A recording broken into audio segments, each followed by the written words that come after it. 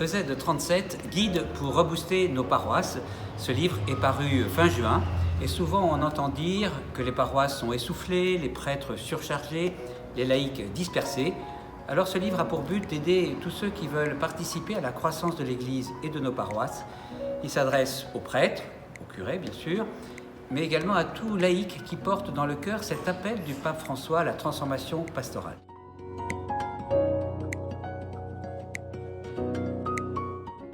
Ce livre s'appuie sur l'expérience vécue par le père Jean-Hubert Thieffry, qui fut à l'origine des cours Alpha en France. Ce livre, EZ37, est une relecture d'expérience et il en tire des points de repère qui peuvent aider d'autres paroisses, aussi bien en ville qu'en rural.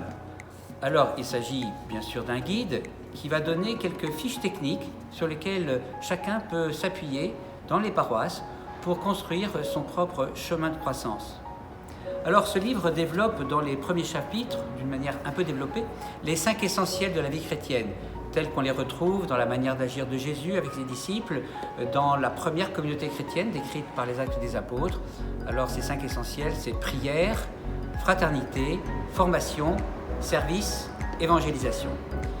Ce livre EZ37 développe aussi l'importance d'avoir un projet, une vision, c'est-à-dire une représentation de ce que la paroisse pourrait vivre et devenir dans les 5 et 10 années qui viennent.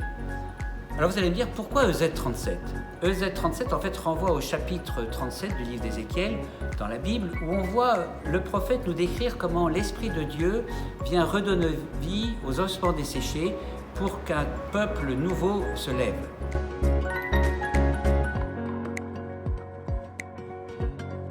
Ce livre peut être lu comme une histoire.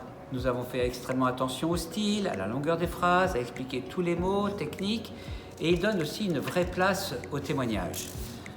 Il fait référence bien sûr à la parole de Dieu, mais également aux textes des papes, surtout ceux qui sont venus après le Concile Vatican II. Il y a donc des fiches techniques qui peuvent aider à la mise en place progressive d'un chemin de transformation pastorale. Alors c'est vrai, par où commencer ? Bien sûr, par prier, être à l'écoute de l'Esprit Saint.